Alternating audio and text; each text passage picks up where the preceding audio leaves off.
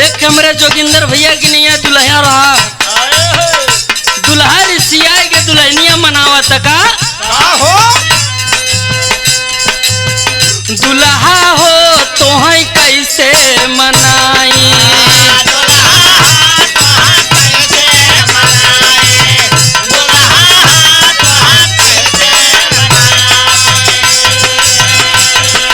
रतिया में आवई ना हम अंहाई रतिया में आवई ना हम अंहाई राजा हो तो है कैसे मनाई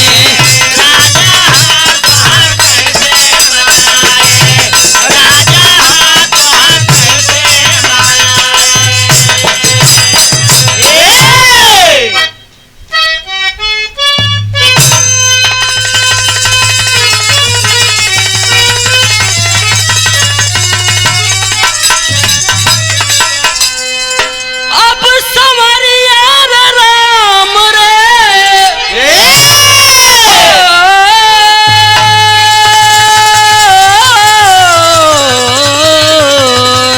राम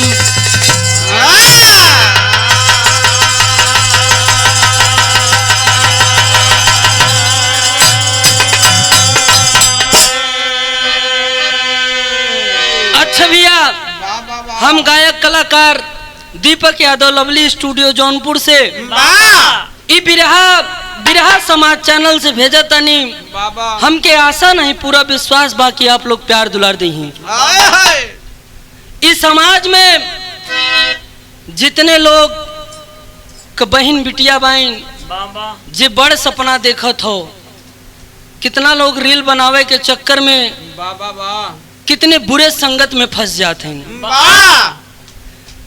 आज के जमाना में सपना भी देखा तो बहुत सोच समझ के देखा यह दुनिया में बहकावे वाले फुसलावे वाले बहुत लोग बड़े हैं कहना भाई कुल देखते हुए हमरे कवि जी भूमिका में संकेत दिले बड़े का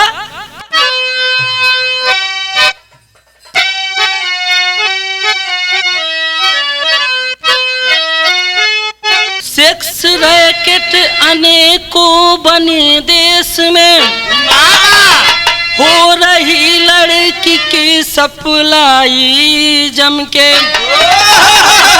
कोई ठग रहा नौकरी के बहाने कोई प्रेम करके जहां बीच चमके किसी ने सुंदरता को मोहरा बना के लूटा है इज्जत अवसर पाके जम के कहीं की हुई ना ये अबला बेचारी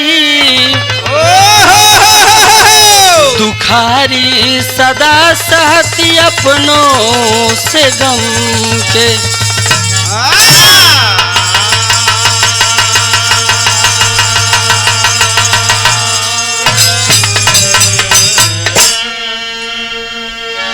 इस समाज में बहुत सी लड़कियां हैं जो रील बना के और बड़े बड़े सपने देख के हीरोइन बनने के चक्कर में लोगों के चपेट में आ जा रही है।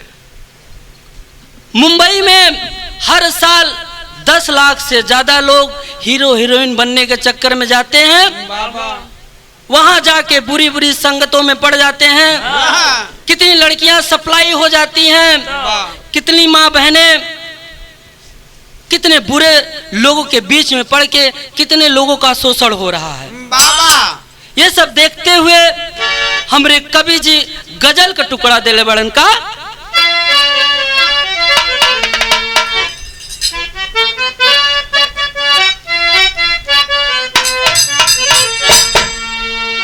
कोनो आशिक प्यार में धोखा खैले बा कोनो लड़की के बारे में कहता का कि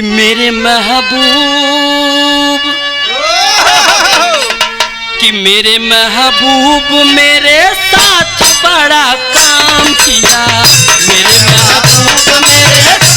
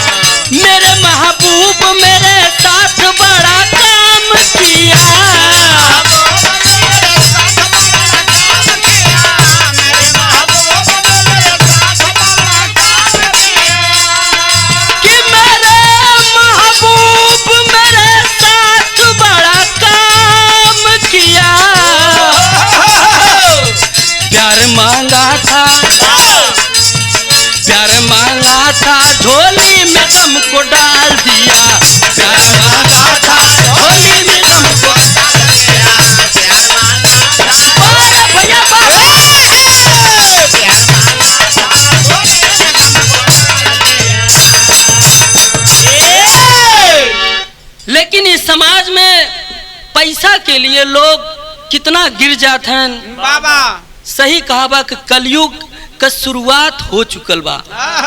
पैसा के लिए लोग अपने बहन बिटिया और लोगन के इज्जत पे कैसन वार करते हैं का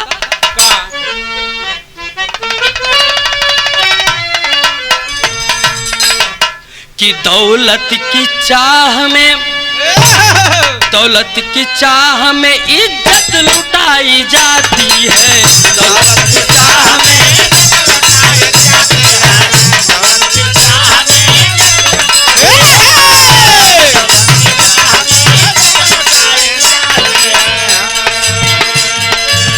दौलत की चाह में इज्जत लुटाई जाती है।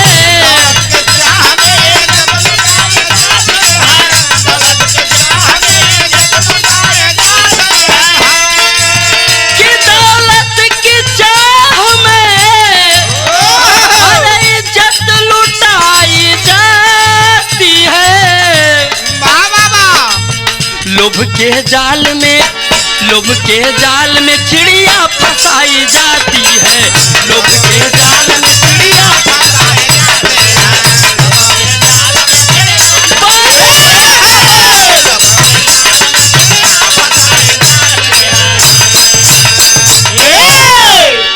इस समाज में पैसा के लालच देके लोगों के बहन बेटियों के साथ बहुत गंदा काम कर रहे हैं लोग। यही से कहानी की शुरुआत हो तो कैसे मास्टर?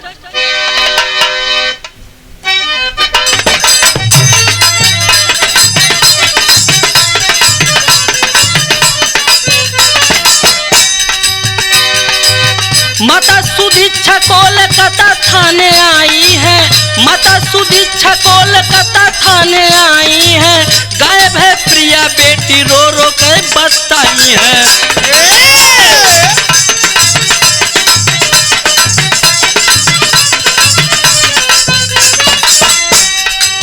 पूछे दरोगा घर से बेटी कैसे भागी है। पूछे दरोगा घर से बेटी कैसे भागी है। कौन हो सकता है शंका किसी पे लागी है।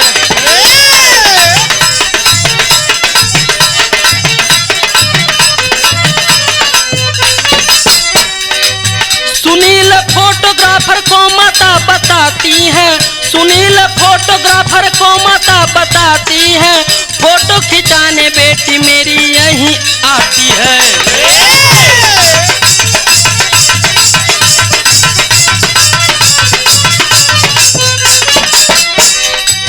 पुलिस पहुंच के सुनील को जब उठाई है।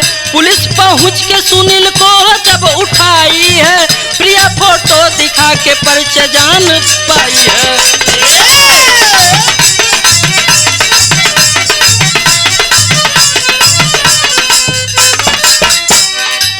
बहाना पहल किया फिर उसने बताया है। बहाना पहल किया फिर उसने बताया है। राहुल के साथ गई देर ना लगाया है।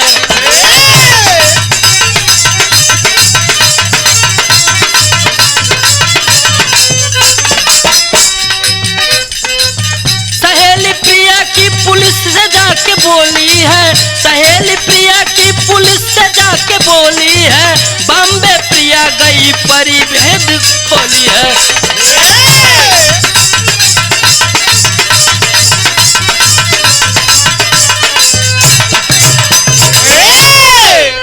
बाबूजी बिरहा समाज में जे लोग बिरहा सुनत हैं, एक कहानी कलकत्ता से लिया गया है। बाबा कलकत्ता में एक सुदीक्षा नाम का औरत रहलीन। थाना में अलिन दौड़त भागत दरोगा जी के पैरवा पे गिर गईलीन। कलिन दरोगा साहब हमार बिटिया हेरा गईल। बाबा दरोगा साहब कहलन कि का बात हो, कितना दिन से आपके बिटिया खोई बा? कहन कि साहब आज 2-3 दिन से हमार बिटिया घरे से गईल बा, हमारे बिटिया का पता ना चलत हो। दरोगा साहब पूछलन कि तोहरे क्यों से झगड़ा विवाद तो ना चलत रहल? कहलन कि ना साहब हमार क्यों से झगड़ा विवाद ना चलत रहल। कहलन कि तोहरे ऊपर क्यों का शंका बा? हाँ दरोगा साहब, बगलिया एक सुनील नाम का फोटोग्राफर रहलन। बाबा वहीं हमार बिटिया फोटो खिंचावे आवत रहल। कलन की ठीक हो, सुनील के जाके पुलिस की टीम पकड़ लियन। जब पकड़ के लेके आते हैं भैया, पकड़ के जब पूछते हैं, दबाव डालते हैं, तो सुनील बताता है कि राहुल नाम का एक लड़का था, वही आपकी बेटी को लेके भागा है। पुलिस जब पता पाए हैं, राहुल की खोजबीन चालू कर दिए हैं। लड़की का नाम प्रिया बताया गया है। खोजबीन जब चालू होने लगा तो भैल का यहाँ एक लाइन तर्ज लगल।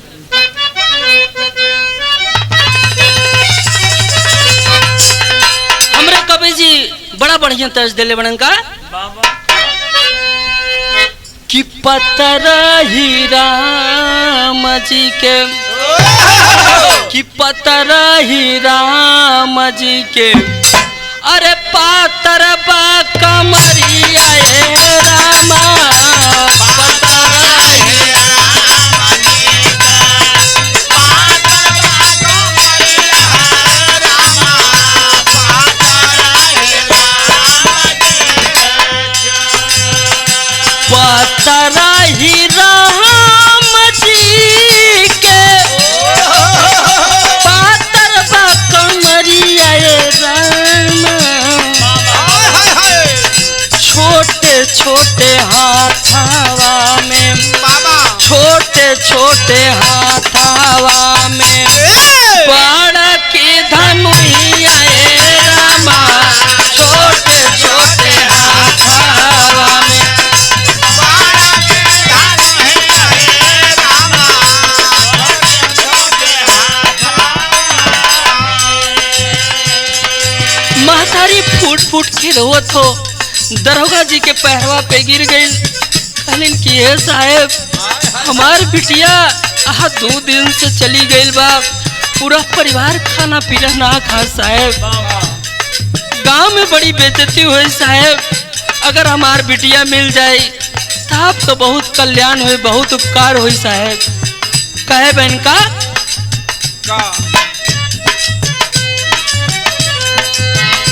रोवेली मातारी बिटिया, रोवेली मातारी बिटिया, आई है कब भावनावा साहेब,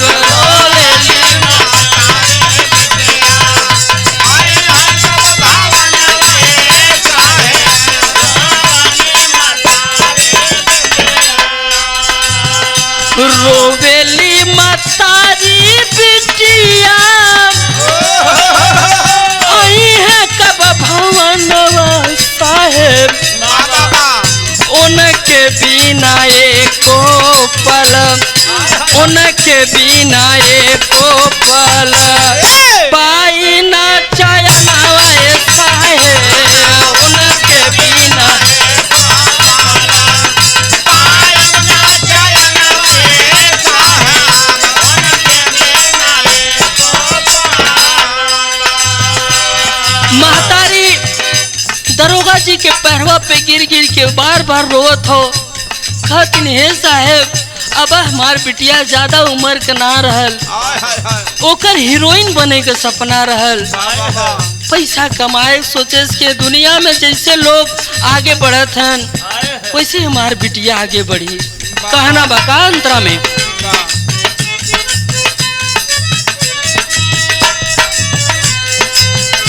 बाटई आना बूझ बही हमारी छोकरिया,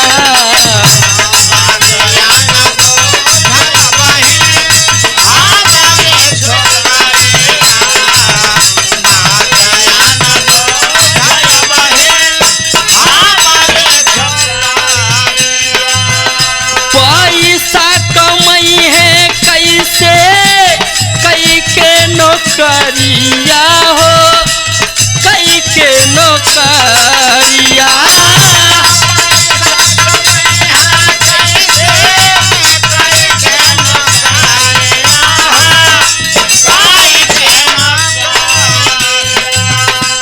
कहलन कि हे साहब हमार बिटिया अभी बहुत छोट उम्र के बाद साहब, ओके अगर राहुल भगा के लेके गइल बा, कहा कमाई कहा होई, हमारा दिल बड़ा घबराहट साहब।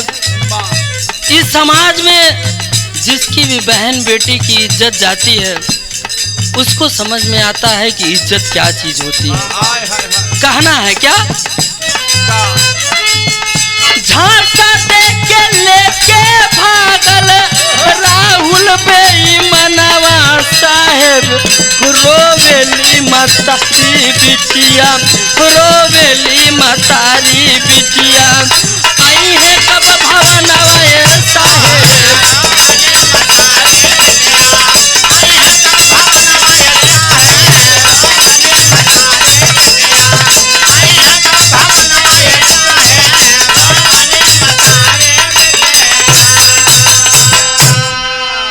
दरोगा साहब समझा रहे हैं कि तुम ज्यादा रो मत माताजी, आपकी बेटी को हम कैसे भी खोज करके लाएंगे बाबा, आपके परिवार में हम आपको सुरक्षित आपके परिवार में हम भेज देंगे। महतारी पैरवा पे बार बार गिर जात हो, कहत ये साहब महतारी का और बाप की इज्जत बिटिया ही होली। बिटिया जब छोट रहेली तो नादान होली, जब सियान होली उनकी बड़ा बचावे के होला साहब। राहुल बहका के फुसला के हमरे बिटिया के हीरोइन बनावे के सपना देखा के मुंबई लेके भाग गए बे साहब। पुलिस दरोगा साहब समझा रहे हैं कि माताजी आप चुप रहिए, जो भी होगा हम देखेंगे। अपनी टीम को भेज देते हैं मुंबई।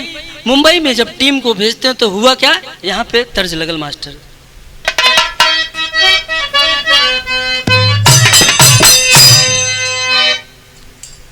कोनो दुल्हन का दुल्हा बड़ा सुतवैया मिल गई बाबा, जब रात के बेला होई चला घास नहीं रवा खाना पीना खा जाए, जब मेहरुआ का तनी तनी मन करे, दुल्हवा का आदत खराब रहल, रात में सो जाए।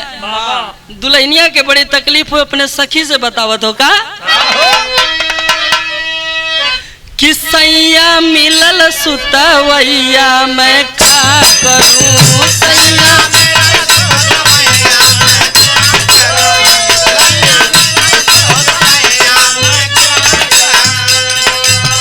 सैया मिलल सुतवैया मैं का करूं।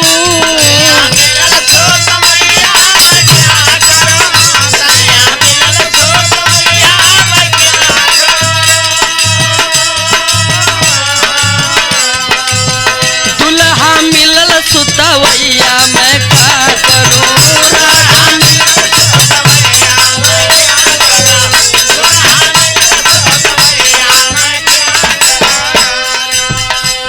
दरोगा साहेब प्रिया के महतारी के समझावत हैं, कहतन हे माता जी आप रोए मत, आपके बिटिया के हम कहीं न कहीं खोज के ले आके दे दे। कहतन का पुलिस करे करवैया भरोसा देखे, पुलिस करे करवैया,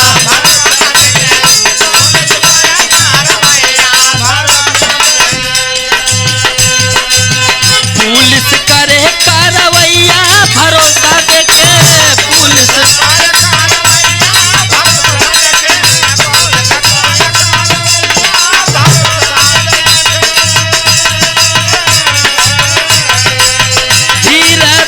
बूढ़ी मैया भरोसा देके, धीरा धरा बूढ़ी मैया।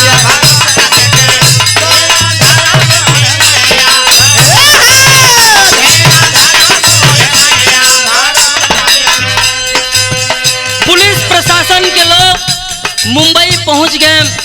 मुंबई में कुर्ला स्टेशन पे जाके सीसीटीवी कैमरा को छानबीन कर रहे हैं।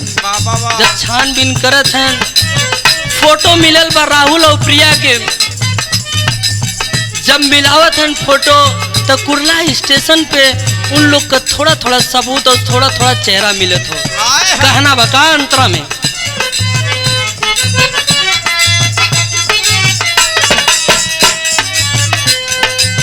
कोलकाता पुलिस बॉम्बे कुर्ला में आईले,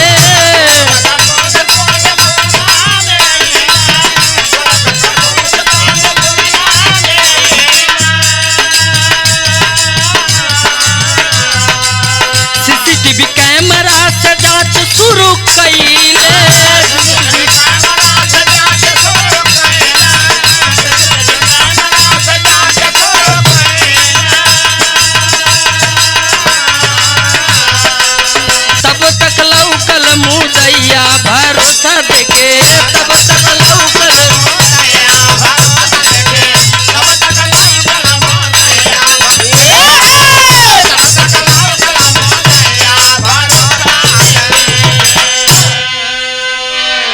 के टीम जब कुर्ला स्टेशन मुंबई में पहुंचन, सीसीटीवी कैमरा से देखें कि प्रिया और राहुल उस स्टेशन से रेलवे से उतर के, ट्रेन से उतर के रेलवे स्टेशन के बाहर जा रहे थे।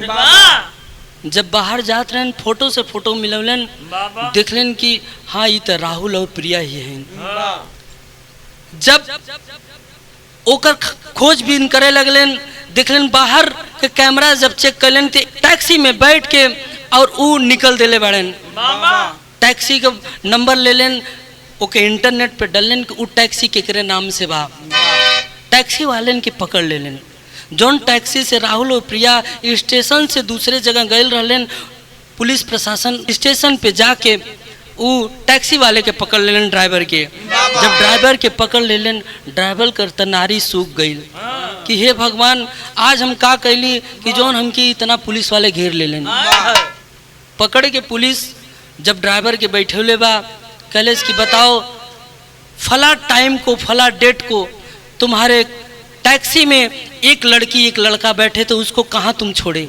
कहलन कि साहब हम उ लड़का के और लड़की के एक ब्यूटी पार्लर के पास छोड़े भाई। जब पुलिस प्रशासन के उ ड्राइवर बतौले बा, तब यहाँ दोहा लगल मास्टर।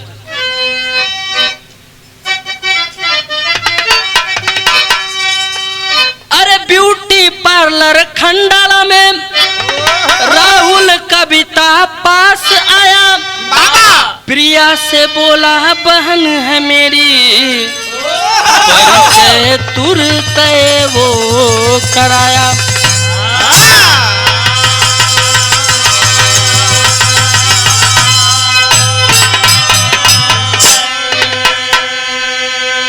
इधर पुलिस प्रशासन जब तक खोजत हो, इधर राहुल और प्रिया के ले जाके खंडाला में एक कविता नाम का औरत रही, जॉन ब्यूटी पार्लर चलावत रही। ब्यूटी पार्लर के अंदर ही उस सेक्स रैकेट का धंधा चलावत रही। लड़किन के लेके आवे, सामने ब्यूटी पार्लर रहे, अंदर वेश्यावृत्ति का धंधा चलावत रहे। राहुल ले जाके प्रिया के बतावत ना बा, ले जाके कविता के घरे जब ब्यूटी पार्लर पे छोड़ ले बा, कहेस कि ये हमार दीदी हैं, ये दीदी तुहार देखभाल करी हैं। देखा इस समाज में अगर लड़की बहुत ज्यादा सपना देखत थी, जो आजकल के नई नई लड़की रील बनावत हैं, कितना हीरोइन बने के चक्कर में लोगन के ऊपर विश्वास कर के आगे बढ़े के चक्कर में कितना लोग कहां से कहां सप्लाई हो जाते हैं। कितना कितना कांड, कितना कितना रेप यह समाज में सुनत है बिरहा के माध्यम से। ले जाके जब कविता के ब्यूटी पार्लर पे ले जाके दे ले बा, कहेस कि हमार दीदी हैं, ये तुहार सेवा सप्तार करी हैं और तुम्हें ये पूरा मुंबई घुमा दी हैं। प्रिया बड़ी खुश भइल कि चला कम से कम एक इनकी दीदी की यहाँ रह, कोनो दिक्कत ना होई। कविता ले आके प्रिया के ब्यूटी पार्लर में लगी सजावे। प्रिया के मन में लगा लड्डू फुटे, लागत अब हम हीरोइन बन जाब। जब सजावे लगी, लेकिन अंदर कविता के ये चलत रहा कि सजाए बजाए के अच्छे दाम में एक बेच दे। ग्राहक पहले से सेट रहल। जब प्रिया के सजावे लगल, मेकअप करे लगल, प्रिया के अंदर बड़ी खुशी बा कि अब हम तो घूमे जाब, अब तो हम हीरोइन बन जाब। देखा इस समाज में होत का बा, पैसा के लिए लोग कहां से कहां गिर जाते हैं। यहाँ बिरहा का शैली लगल कैसे?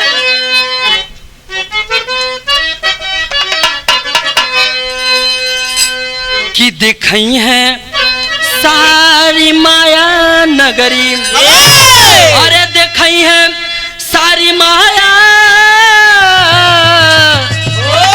देखई है सारी माया नगरी, कौनो कमी ना हुई है तो हरी आस पूजई है हो, पूजई है हो।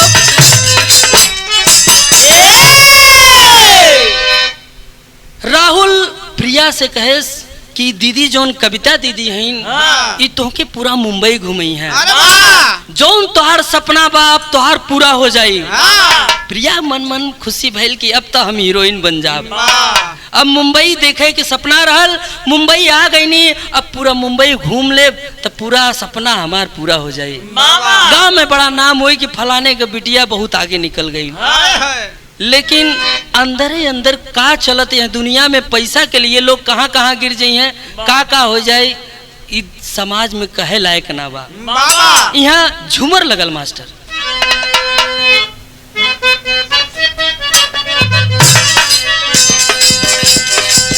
देखा राहुल प्रिया के फुसलावत हो, समझावत हो का हो? राहुल कहा समझाई प्रिया रहम लगाई, इहे बम्बई घुमाई बहनी घरावा में।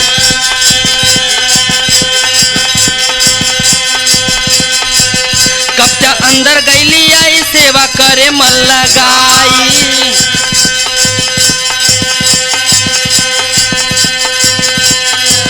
सारी देह को सजाई बहनी घरावा में।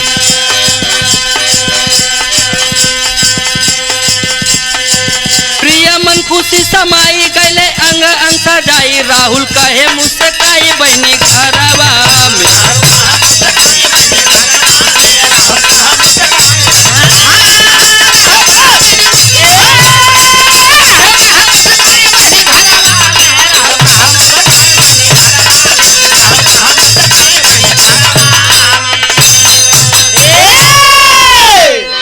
प्रिया के अंदर ले जाके कविता खूब मेकअप वोकअप करके लहंगा पहराए देश, एकदम सज संवर गई, एकदम खूबसूरत लागे लगे। पूरा तेल पोतली है। जब एकदम सज संवर गल, एकदम खूबसूरत लागे लगल, प्रिया के मन में ये भइल कि अब तो हम हीरोइन बन जाब, अब मुंबई घूमब, हमारा सपना पूरा हो जाए। हम कहल चाहते इस समाज में देखत होब कहीं शादी विवाह होत हुई, जब कुंवार रही हैं तो साड़ी पहरे के बड़ा शौक होला लेकिन के, और जब बियाह हो जाला तो सड़िया छोड़ के सलवार समीज पे आ जाले। सड़िया उहार हो जाले। सड़िया कहेली कि वजन लगत हो। जब इहो कम उम्र के लड़की रहल, 16-17 साल के प्रिया रहल, एक खूब सजा बजा देलिन, बड़ी खूबसूरत लागे लगल। अंदरे अंदर मन में खुशी बा। तब तक राहुल अंदरवा आ गए ब्यूटी पार्लरवा में। जब अंदर आ गए तो भइल का यहाँ एक लाइन तर्ज लगल मास्टर।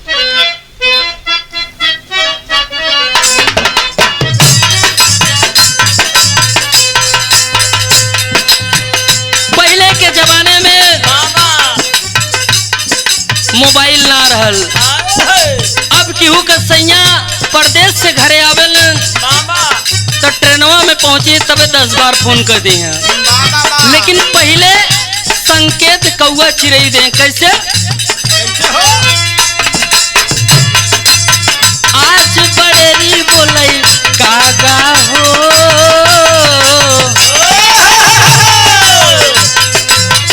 आज बड़ेरी बोलई कागा हो, मोरे राजा जी हैं।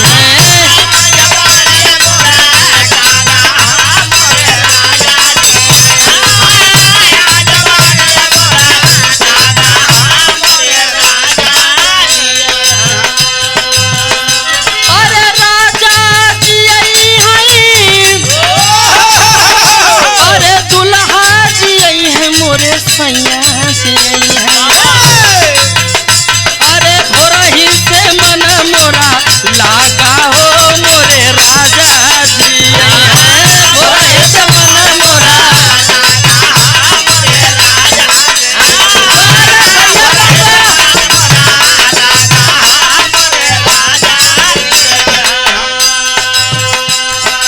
राहुल ब्यूटी पार्लर के अंदर आ गया।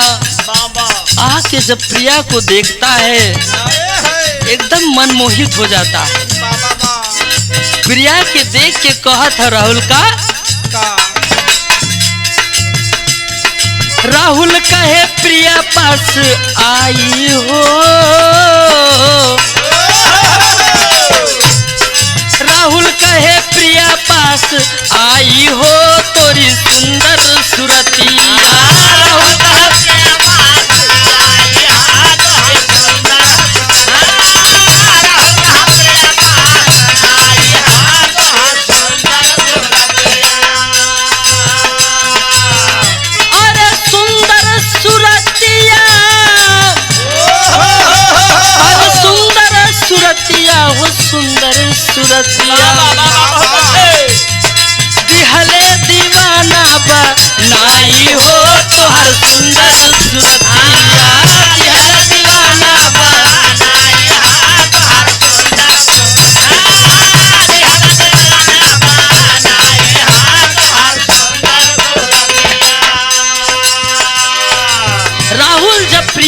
बखान करे लगल। प्रिया के अंदर बड़ी खुशी बा कि आज लागत हम बहुत खूबसूरत लागत है। बाबा आजकल नई नई लड़किन के अगर देख के तनी के तू मुस्कुरा देब तो उन्हें की लागे कि हम बड़ी खूबसूरत लागत है। लेकिन इस दुनिया में, इस समाज में जाल बिछावे वाले बड़ा बड़े। इस जाल में जैसे चिड़िया फंसेली ऐसे दुनिया में लोग फंसावे वाले बड़े। कहना बा अंतरा में का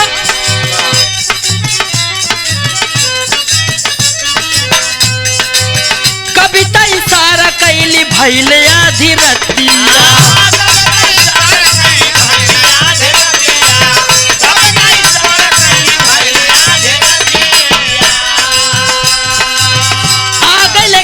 छोड़ा कयल कुल बतिया।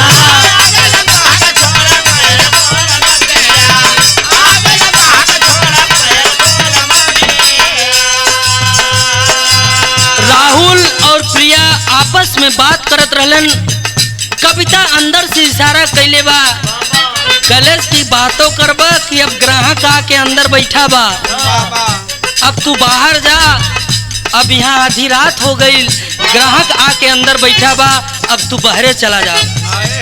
कविता एक गिलास में नशे वाली गोली मिला के दूध में मिला के ले आके प्रिया के दे दिलस। कलेश की बिटिया ई दूधवा पी लो, ओकरे बाद चली तुम्हें मुंबई घुमा दी।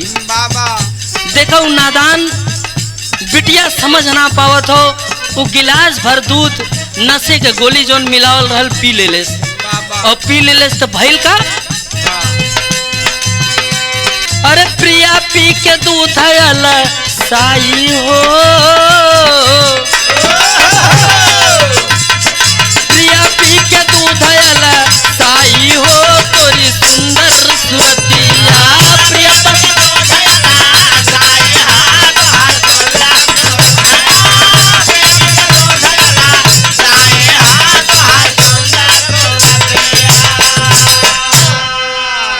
प्रिया जब दूध पी लेती है, नशे की गोली मिलाई रहती है उसमें, प्रिया का धीरे धीरे शरीर पूरा अकड़ जाता है, पूरा ऐठन होने लगता है। राहुल बहरे निकल गई, प्रिया एकदम मदहोश रहल, हाथ पकड़ के अंदरवा ले जाके ग्राहक के समनवा बैठा दिले। इस समाज में औरत औरत का ही इज्जत लूटत है। पैसा के लिए इंसान कहां से कहां तक गिर जाता हो, इस समाज में केहू बता ना सकत। बाबा यह घोर कलयुग हो।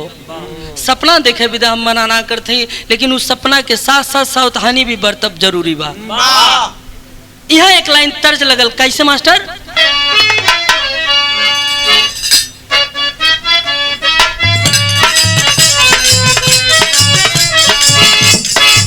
कोनो लड़का कोनो लड़की के देख कहले बका, गोरी तोरी चुनरी बा लाल लाल रे, गोरी तोरी चुनरी बा लाल लाल रे, रोड पे चले लू कमाल चाल रे, गोरी तोरी चुनरी बा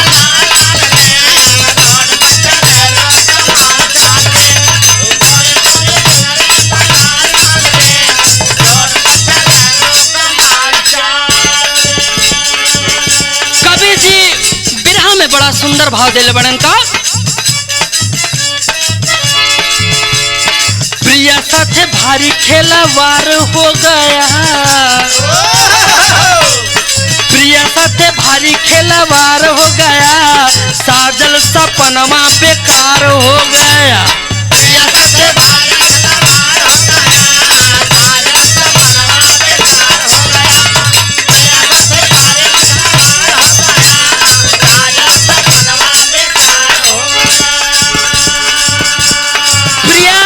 जब अंदर गई, ग्राहक जोन रहल पकड़ के पूरा कपड़ा उतारे लगल। बिटिया समझ ना पावत हो, प्रिया समझ ना पावत हो, ओकरे दिमाग का आउट ऑफ कंट्रोल हो गई रहल। नशे की गोली इतना असर कर गई रहल कि ओकर पूरा शरीर हिम्मत काम ना करत रहल, पैर चाहे जहाँ पड़ जात रहल, हाथ चाहे जहाँ पड़ जात रहल। जोन कमीना पापी प्रिया के ऊपर जाके पूरा कपड़ा उतारे शुरू कैले बा। प्रिया के आंख से झरझर झरझर आंसू गिरे तो मन ही मन रो तो कि हे भगवान, आज ये सपना सजावल हमार बेकार हो गई। आज हम कौन गलती कर देनी है भगवान।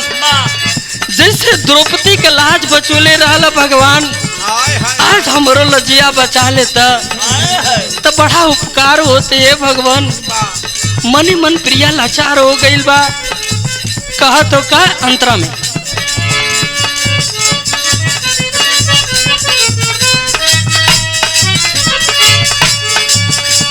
भैली लाचार केहू सुने ना दोहाई, देले रुपया हो न था उतराई, हो न था उतराई।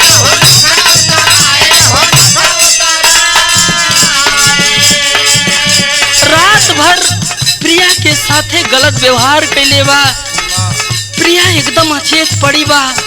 16 साल के लड़की के कितना जान ही रहेला, सपना पूरा करे गईल।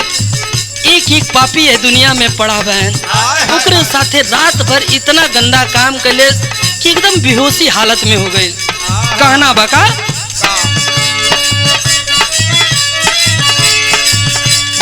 धीरे धीरे भोर दिन सार हो गया, धीरे धीरे भोर दिन सार हो गया, साजल सपनवा बेकार हो गया। धीरे धीरे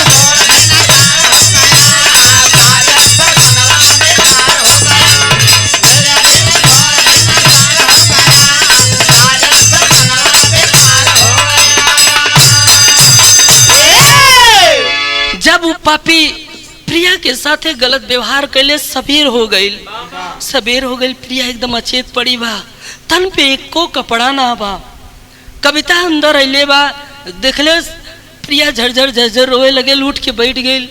कहलेस कि ए बहनी, तोरे साथे कौन इतना बड़ा पाप कैले रहनी, तोरे बिटिया समान, तोरे बहन समान रहनी, तू पापी के साथे हमके रात भर भेज देलू। हमरे साथे बहुत गलत व्यवहार कैले बा। पूरा शरीरिया में इतना खरोच कैले रहल कि जगह जगह काला पड़ गई रहल। गर्दनवा दबा देले रहल, गर्दनवा में कई जगह काला काला निशान पड़ गई रहल। जब प्रिया थोड़ा सा छटपटात रही, वो कमीना इतना मार मरले रहल कि ओकर पूरा गाल और पूरा शरीर सूज गई रहल। जिकरे ऊपर बीतेला वह जानेला। उ लड़की के बैठ के रोवत हो, हाथ जोड़ के कविता के सामने कहत हो का। यहाँ एक लाइन तर्ज लगल,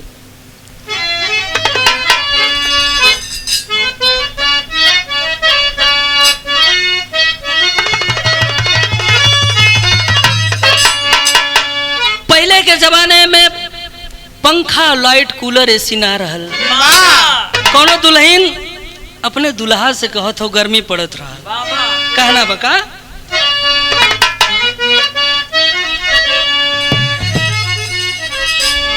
कि आइल गरमिया का दिन हो पिया, दिन हो पिया, बेनिया डोलाई दा।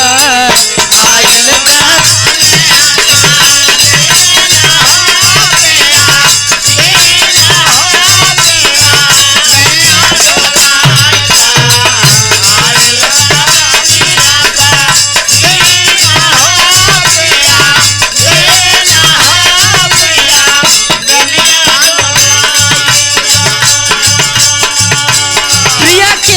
झरझर झरझर आंस गिरत हो।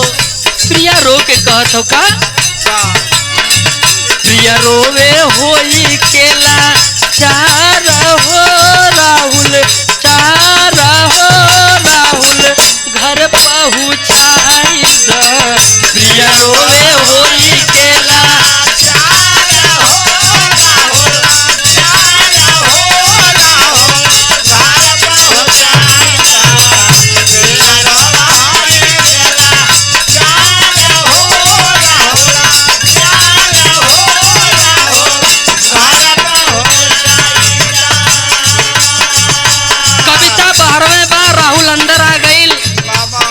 राहुल के के समनवा हाथ जोड़ के प्रिया कहते हे राहुल हमके घरे पहुंचा दो, हमके हीरोइन ना बने के हो, हमके कोनो रुपया पैसा ना कमाए के हो राहुल, हमें हमारे माई बाबू के लगे पहुंचाए दे राहुल। भैल का बहिनी बाट तोहर दारा हो राहुल, दारा हो राहुल, घर पहुँचाई द बहिनी बाट तोहर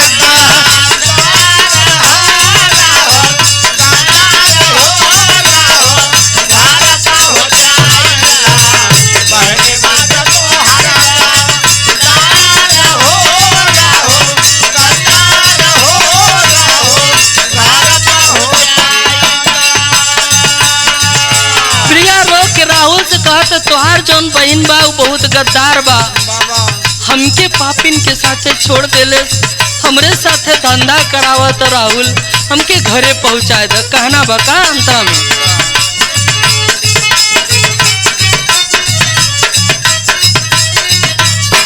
साथे नहीं रहला मोरलू तवली जतिया,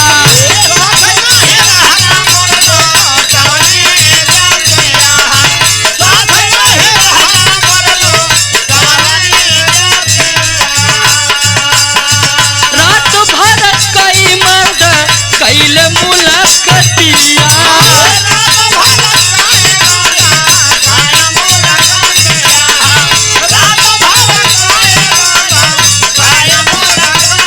प्रिया कहलत कि हे राहुल रात भर हमरे साथे कई आदमी आके हमरे साथे हमारी इज्जतिया लुटलन, हे राहुल हमके घरे पहुंचा दे राहुल, पैरवा पे गिर गिर के रोवत हो का ले चला यहाँ से निकार हो राहुल, कार हो राहुल, घर पहुँचाई द ले चला यहाँ से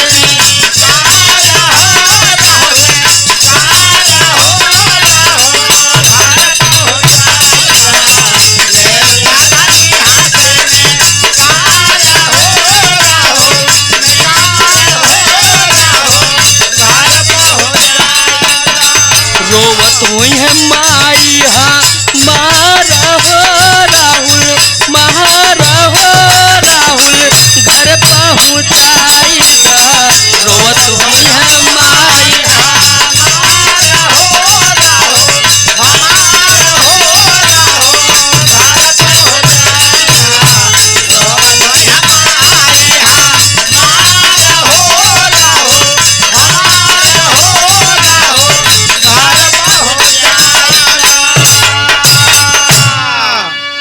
बार बार पैर पे गिर जात हो, कहत हे राहुल हमके घरे पहुँचाए द, हमार माई हमरे साथे खात रहल, हमरे साथे सोवत रहल, कैसे हमार माई जियत हुई, हमार बाबू पागल हो गए हुई हैं, गांव में बड़ी बदनामी हुई, अब तो जौन हमरे साथे भइल उ तो भइल, अब हमके छोड़ दे राहुल, हमके कैसे घरे पहुँचा दे, लेकिन उ पापी उ कमीना एको बात मानत ना बा, कहा तो ठीक हो अबे तक ना बताओ तो ई जाल में हम ही फंसाए है, कहा था यहाँ से चला तुम्हें निकाल ले चलते, वहाँ से प्रिया के कपड़ा उपड़ा पहना के निकाल के लेके चलल बा, जब लेके चलल बा तब भइल का यहाँ एक लाइन तर्ज लग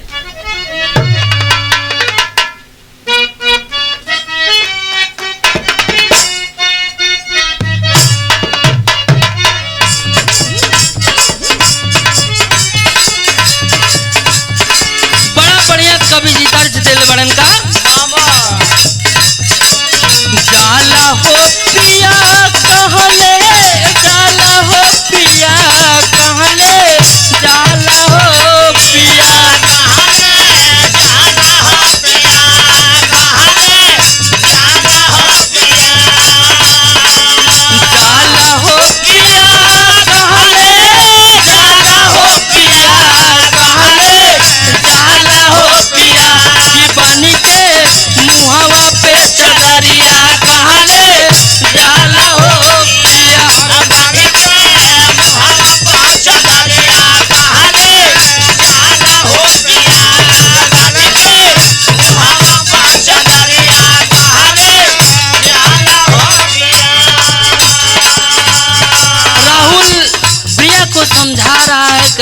प्रिया चला हम तोहके कहीं ना कहीं लेके चलते। यहाँ जब तोहार मन ना लगत हो तो तोके दूसरी जगह लेके चलब। कहत हो का चला बैलिया गोरी, चला बैलिया गोरी, चला बैलिया।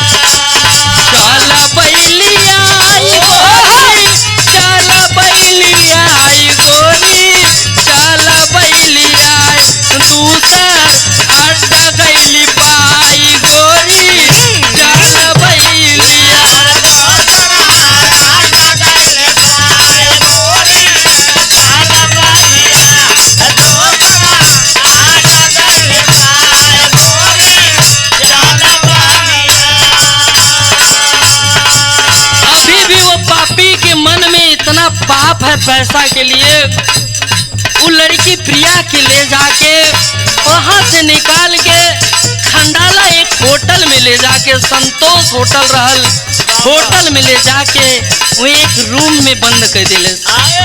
ऐसे नहीं दुनिया में पापी पैसा के लिए कितना गिर जाते हैं। संतोष होटल गईले खंडाला में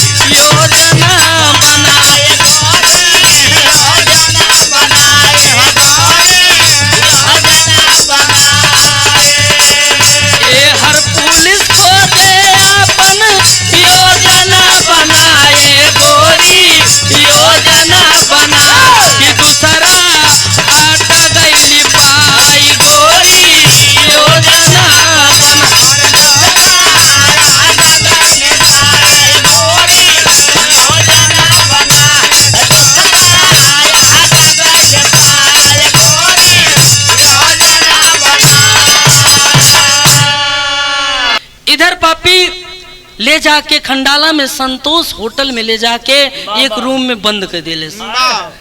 वो पैसा के लिए इंसान इतना गिर जाता हो कि किसी को बहन बिटिया ले जाके कोने कोने हद कोने कोने स्थिति से गुजार देता हो। इस समाज में ऐसा ऐसा पापी पड़ा है। अगर वही चीज अपने बहन बिटिया के ऊपर बीते तो कैसन लगेला। पुलिस इधर खोजत हो, महतारी एकदम पागल हो गई पा। आके फिर पुलिस थनवा पे गिर जाता हो, दांत लग जाता हो।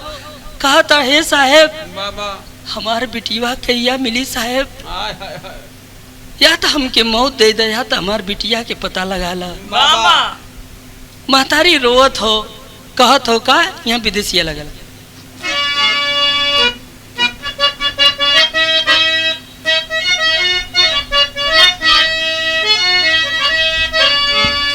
ए हर कल पे बेटी घरे कल पे मतरिया हो, पूछली पुलिस से साहेब मिली कब गुजरिया।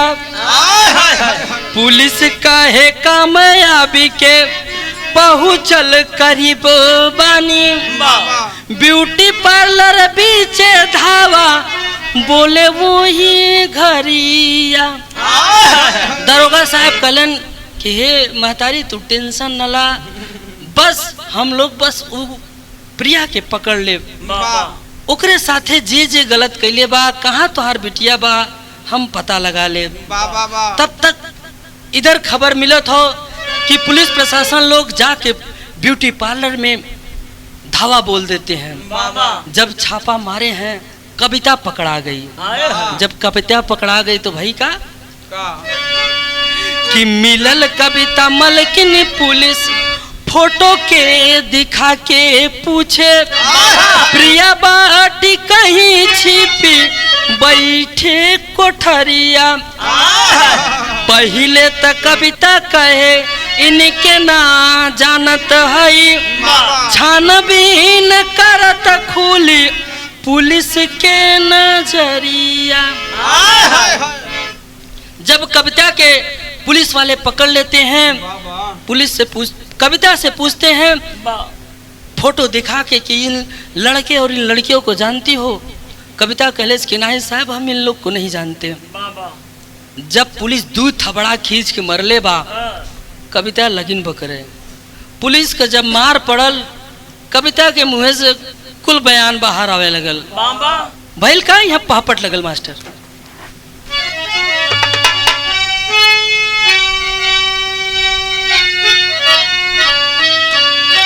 अरे ब्यूटी पार्लर के मिलल ता खाना वैसे खाना बा मर्द के सथवा मिलली कई जनाना वैसे खाना बा।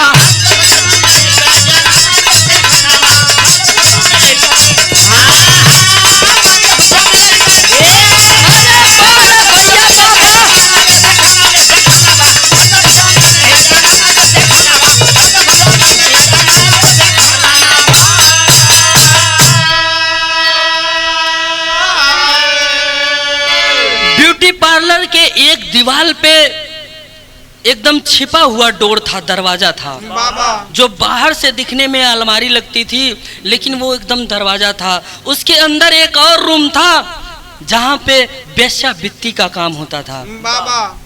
पुलिस प्रशासन जब वो अलमारी के ठोकन तो दिखलन की दरवाजा के अंदर से कुछ आवाज आवत हो। लगलन तोड़ के जब दिखलन अंदर कई लड़की और कई लड़कियां पकड़ा गए। जब कई लड़की कई लड़कियां पकड़ा गए तो कविता के पकड़ के कैले का बड़न का अरे सौंदर्य प्रसाधन के आड़ में होला घिनौना खेला हो। कविता के करतूत के सबही पुलिस के आप कहेला हो। आए नया मर्द नित बदले अपन तराना बसा खाना बा। जल्द बताओ राहुल का ठिकाना बसा खाना बा।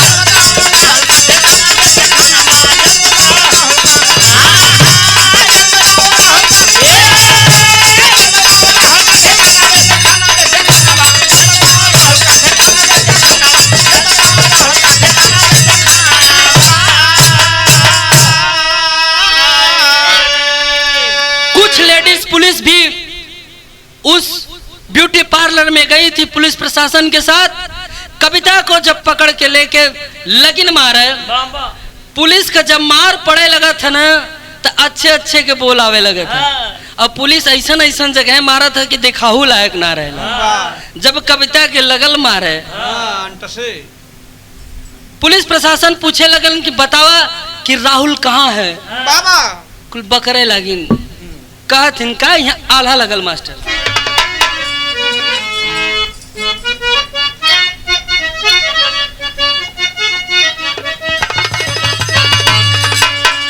कि कविता कहे राहुल अरे साथ रहली है लड़की सोनी मैडम आए दिल्ली यहाँ से हटा।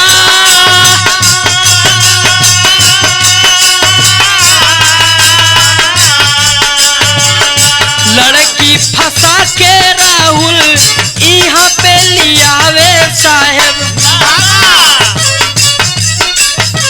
सोनी मैडम कहाँ का भेजे रुपया के पास।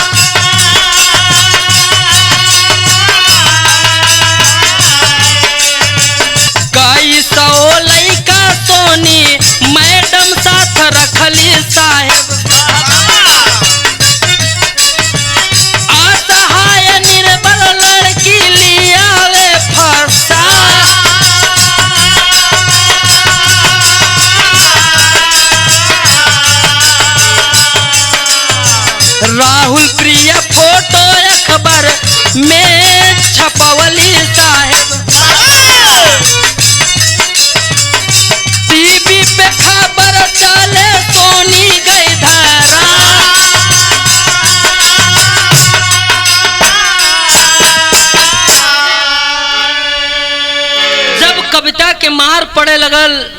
लेकिन बतावे बाबा कहलन कि हे साहेब हम कुछ ना। राहुल लड़की फंसा के लेके आवत हमरे ब्यूटी पार्लर में, और सोनी मैडम जौन दिल्ली की रहे वाली हैं वो ग्राहक भेजिलिन साहेब। बाबा अंदर वेश्यावृत्ति हो साहेब, बहुत बड़ा पाप तो होत रहा, लेकिन पैसा के आड़ में हमार मति हमारी बुद्धि भ्रष्ट हो गई साहेब। पुलिस लगल मारे कहेस कि तुम एक औरत हो के औरत की इज्जत आबरू लुटाती हो, असहाय निर्बल बेटियों को ले आके यहाँ वेश्यावृत्ति कराती हो। जिस घर की बहन बेटियां इस हाल में होती होंगी उनके दिल पे क्या गुजरता होगा। एक महतारी 9 महीना अपने पेट में बच्चन के पाले ली, 22-23 साल तक खियावे ली पियावे ली, और लड़का लड़की बड़ा हो के एक गलत धंधा में फंस जालेन। आज के दुनिया में ये मोबाइल के चक्कर में जो लोग सपना पूरा करे के चक्कर में अच्छे लोगन के साथे अच्छे लोगन के जाल में फंस जाते हैं। इस समाज से कह चाहते हैं कि अपन सपना पूरा करा, लेकिन सावधानी के साथ।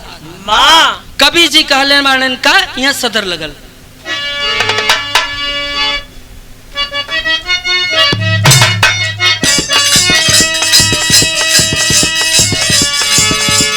होटल मालिक संतोष के फोनवा लगावाली,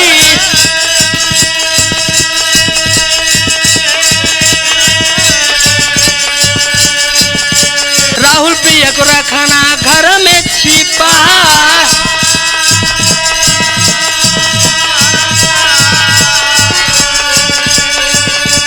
बंद होना धंधा पुलिस राहुल के खोजे,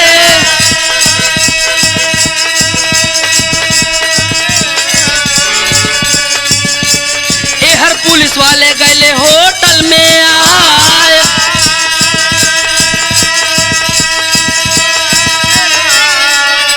अरे राहुल के बोलावला पे सोनी मैडम आइली, एनजीओ संगठन के महिला गईल धरा।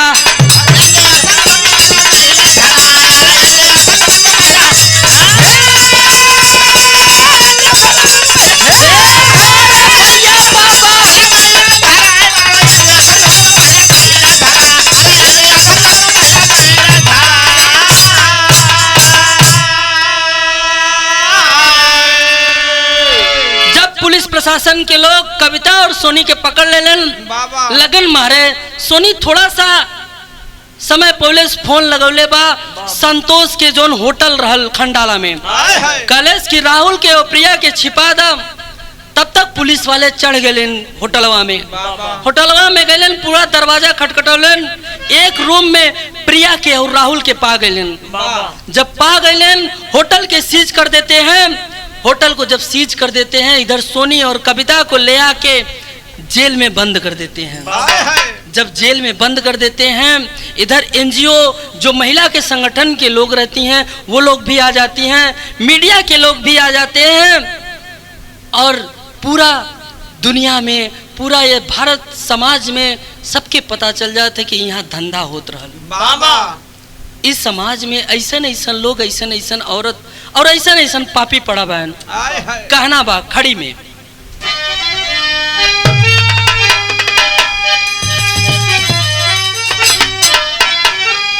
अरे पुलिस जेल में डाले राहुल सोनी के उठाई के,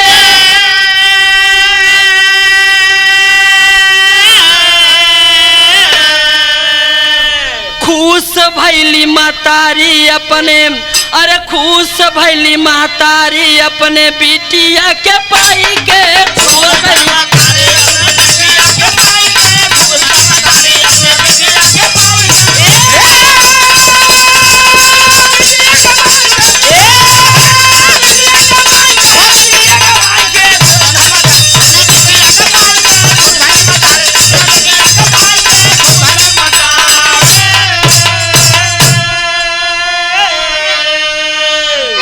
प्रशासन के लोग राहुल और सोनी और कविता को ले जाके जेल में बंद कर देते हैं।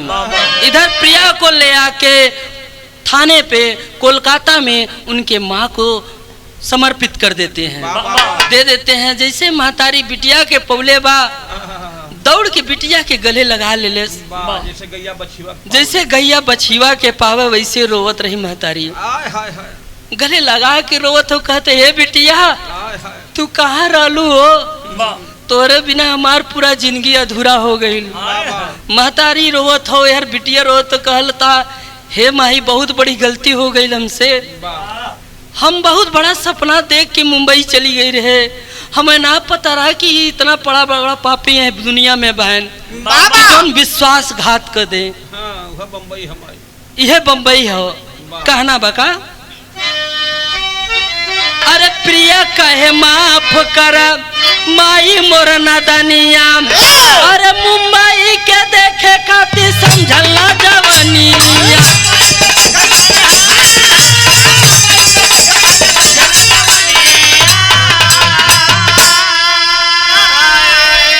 अरे धोखा कैली राहुल साथे शादिया रचाई के,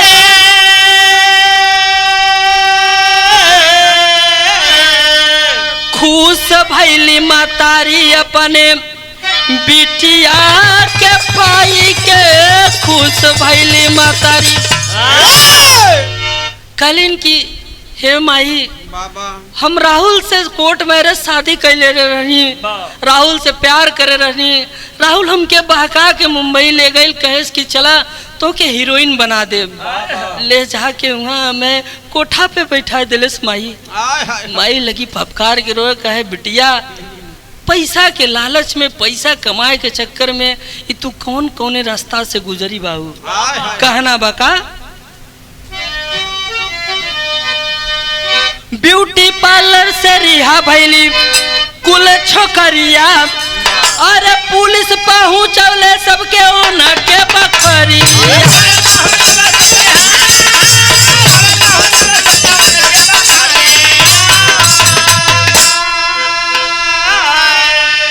अरे करे अफसोस अपन आंसुआ बहाई के,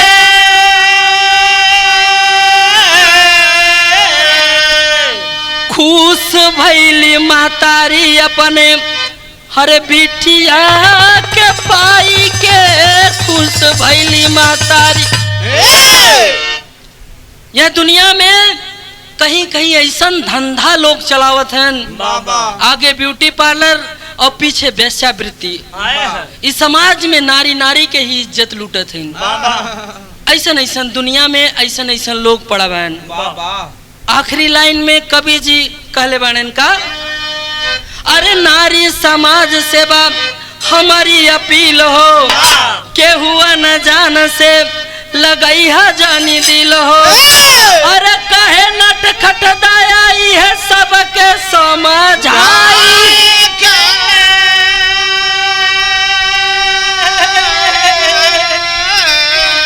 खुश भैली महतारी अपने, अरे खुश भैली महतारी अपने बिटिया के पाई के, खुश भैली।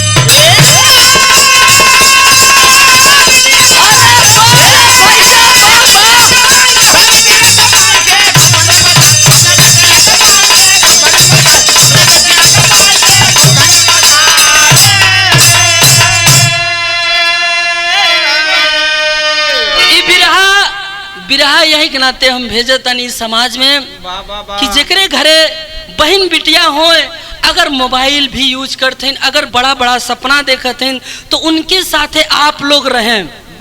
इस दुनिया में बहुत से लोग ऐसा घूमत हैं, ऐसा जाल बिछा के घूमत हैं कि थोड़ा सा भी मौका पहिए सावधानी हटी दुर्घटना घटी, कहाँ ले जाके बेच दी है, केकरे बहन बिटिया के कहाँ बेच दी है, कोनो कहा ना जा सकत। पैसा के लिए इंसान कैसे कैसे गिर जात हो, इस दुनिया में सब केहू जानत हो। आखिरी लाइन में कहना बका,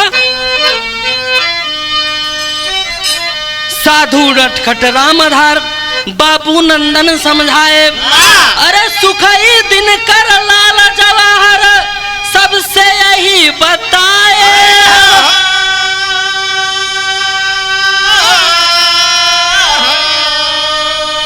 देखई है सारी माया नगरी,